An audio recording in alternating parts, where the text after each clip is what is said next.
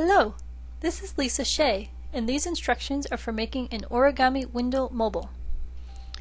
You want to have 7 cranes made from 3-inch squares of paper.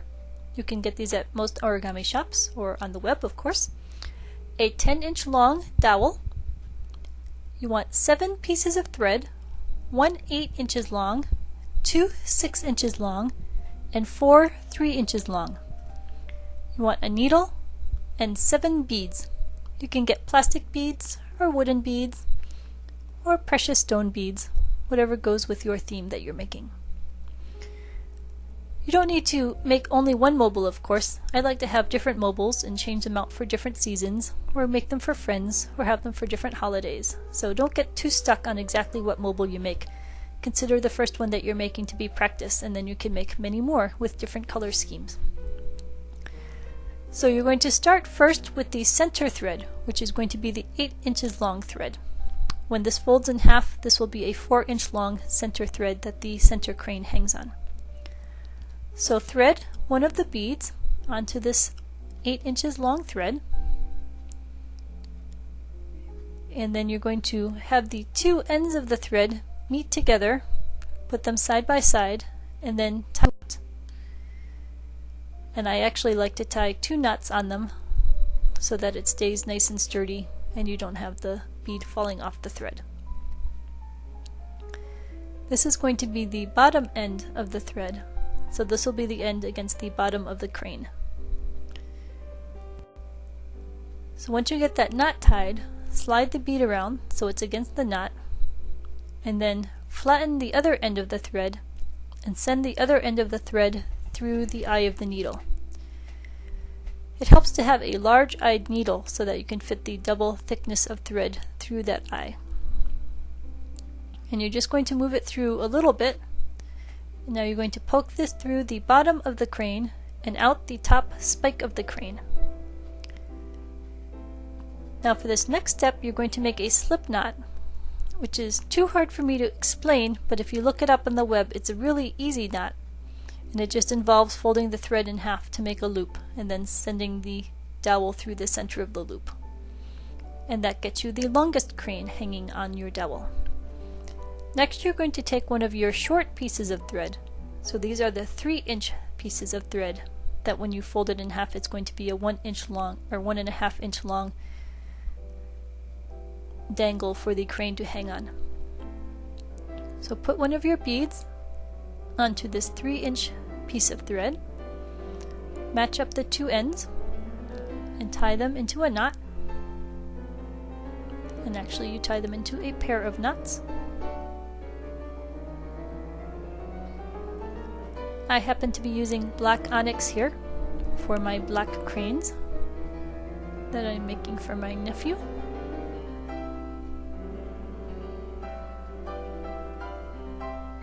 They have beads in all sorts of different varieties. You can get amethyst or rose quartz. Moonstone is pretty. Whatever matches your theme that you're going with. Thread the top of the thread through the needle. Poke the needle through the bottom of the crane and out the top of the crane. And then make a slip knot, which is in essence just folding the thread over in half and then sliding the dowel through the pair of loops you've just made.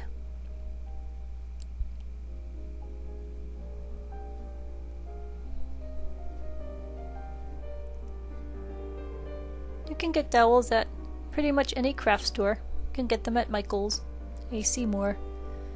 They have dowels at Home Depot. You can get oak dowels and pine dowels, and you can paint the dowels, of course, if you want to, so whatever you want it to look like. There is an easy way to make it do that.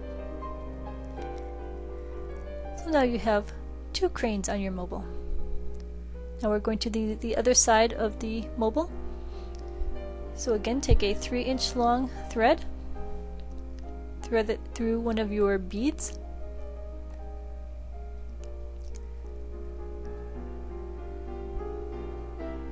tie the other end of the thread together in a knot.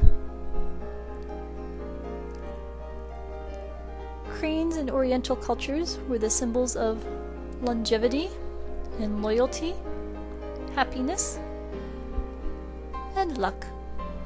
So these are good things to have around in pretty much any life.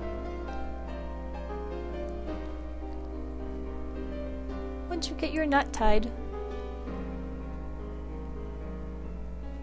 then you want to move the bead around to the knot end. Take the top end, slide it through your needle, poke it through the crane, starting at the bottom. Oh look, if you're clumsy, the thread will fall out, and then you have to start this part all over again. Not really a big deal. It's good to learn patience and serenity when you work with origami. Poke it through the crane. Comes out the top. Make a little slip knot, which in essence is just folding a loop of the thread over in half and then sending the dowel through the resulting loops. So we had done one on the right last time, we're doing one on the left. So we have a short crane on either side of the center crane.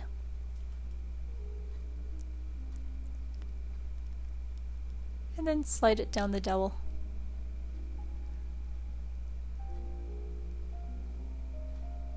There we go. Alright, next we're on to one of the 6-inch lengths of string. Send the string through the bead. Tie the two ends of the string together. I imagine this is all looking very familiar to you by now. Tie a knot. Tie another knot. For the curious out there, the board that I'm folding over is a Go board.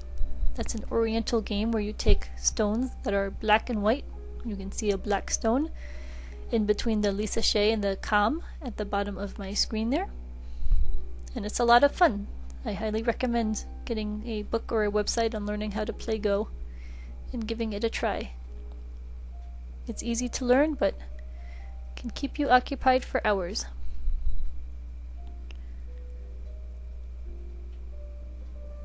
So once you get a slip knot for this next piece, slide it on either the left or the right.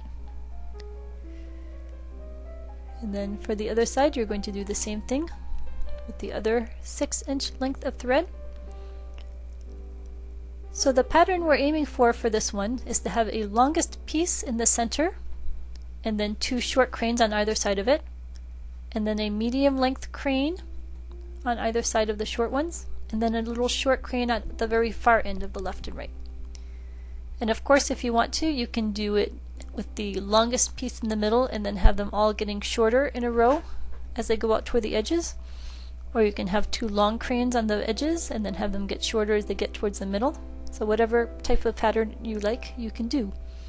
And you don't have to have only 7 cranes, you can have 10 cranes or 15 cranes. You just get yourself a longer dowel and fold more cranes.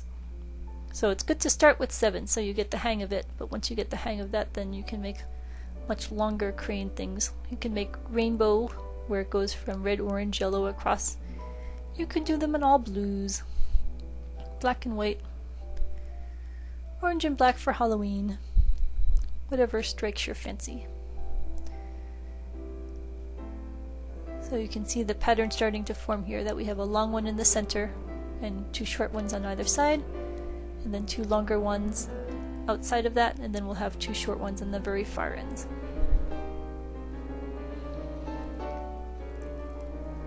So we've got 2 cranes left.